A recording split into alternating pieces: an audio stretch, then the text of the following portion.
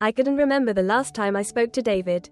It had been years, far too many years. The stepbrother I had grown up with, the one who shared so many of my childhood memories, had long ago disappeared from my life.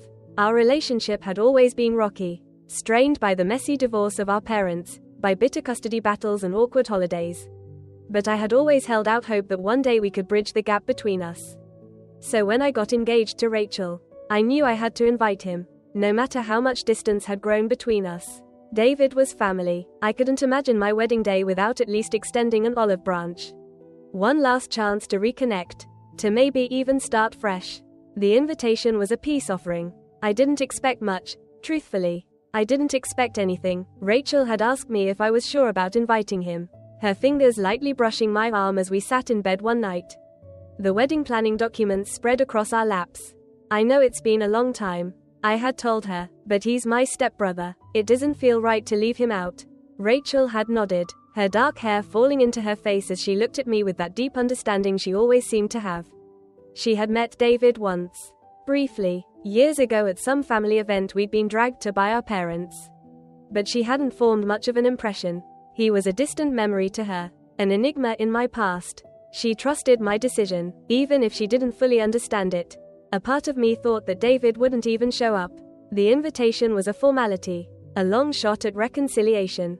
But I didn't expect him to take it seriously. He lived out of state, worked some job that none of us really knew much about, and hadn't been home in years. I had no idea if he'd even opened the envelope, let alone RSVP. But he did. 2 weeks before the wedding, I got a simple, 3-word response in the mail. I'll be there. No signature, no warm message, no indication of excitement or congratulations. Just those 3 words. It wasn't much, but it was enough. For the first time in years, I felt a flicker of hope that maybe, just maybe, this wedding could be a turning point for us. The day of the wedding was everything I'd hoped it would be. Rachel looked radiant in her gown, her smile lighting up the entire room as she walked down the aisle toward me. My heart pounded in my chest, my hands slightly shaking as I waited for her, my best man whispering words of encouragement as we stood at the altar. Everything was perfect. The decorations, the music, the flowers, the guests, all of it came together in a seamless display of love and celebration. And then there was David. He arrived just before the ceremony started, slipping into the back row of the church like a shadow. I noticed him out of the corner of my eye as I waited for Rachel, and for a moment, I felt relief. He was here. He had actually shown up. He wore a dark suit, his face stoic and unreadable, and I couldn't tell what he was thinking. I made a mental note to approach him later, maybe during the reception, and thank him for coming. The ceremony went off without a hitch. Rachel and I exchanged vows, sealed our promises with a kiss, and walked hand in hand back down the aisle as husband and wife. The guests cheered, showering us with confetti and smiles, and for a brief moment, everything was perfect. It wasn't until the reception that things began to unravel.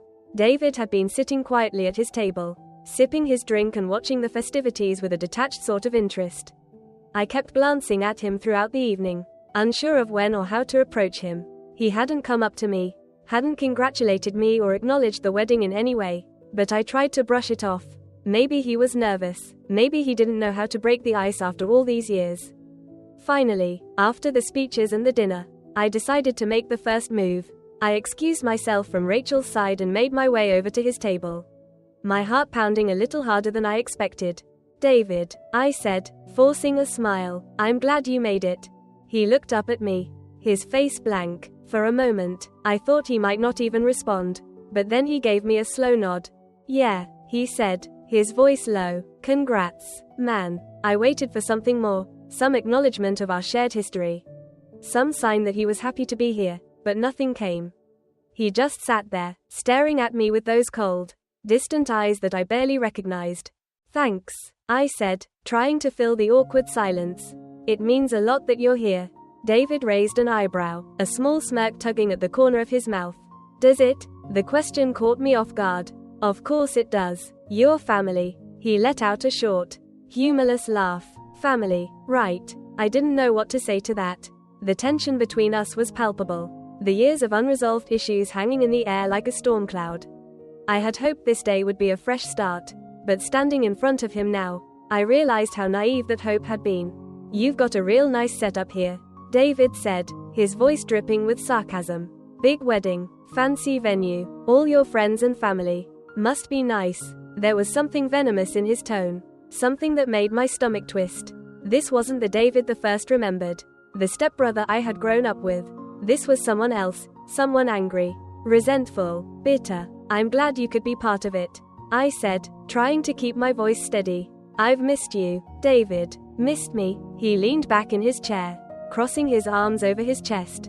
You don't know the first thing about missing someone, do you? I frowned. What are you talking about? David's smirk widened, his eyes flashing with something dark and unsettling. You've been living in your little bubble, playing the perfect son, the perfect husband, while the rest of us are left behind. You think inviting me to your wedding makes up for everything? You think it erases all the shit we went through? I felt a lump forming in my throat. This wasn't the conversation I had expected. But I couldn't walk away now. Not after all this time. I never meant to leave you behind, I said quietly. I thought we could move past everything. Move past everything, David repeated, his voice mocking. Yeah, sure, let's just move past the fact that our parents screwed us both over. That you left without a second thought. That you've got everything while I've got nothing.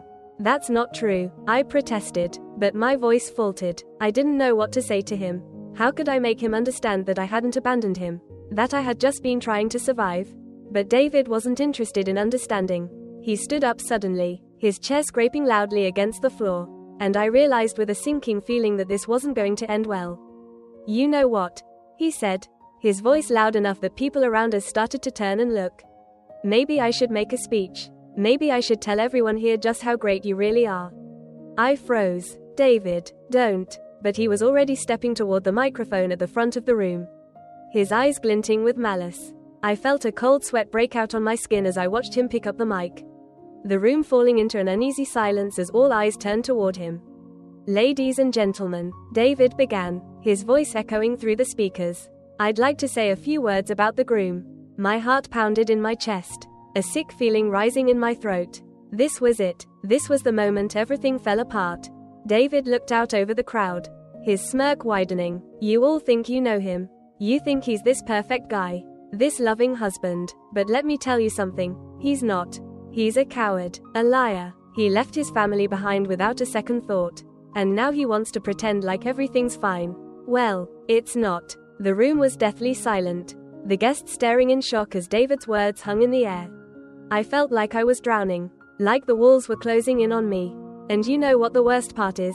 David continued, his voice growing colder. He thinks he can just invite me here, like nothing ever happened, like we're still family. But we're not. We never were. I wanted to scream, to shout at him to stop. But I couldn't move. I was frozen in place, helpless as David's words tore my world apart. So congratulations, man, David said, turning to me with a sneer. I hope you're happy, because you've got everything you ever wanted.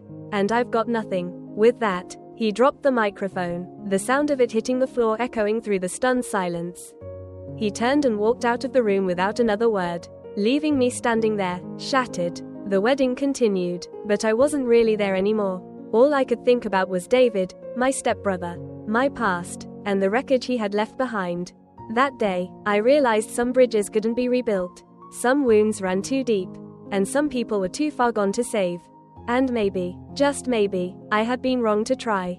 In the days that followed, I tried to make sense of it all. David's words, his anger, his bitterness, they echoed in my mind, a constant reminder of the past I had tried to bury. I couldn't undo what had been done, and I couldn't force a relationship that was never meant to be.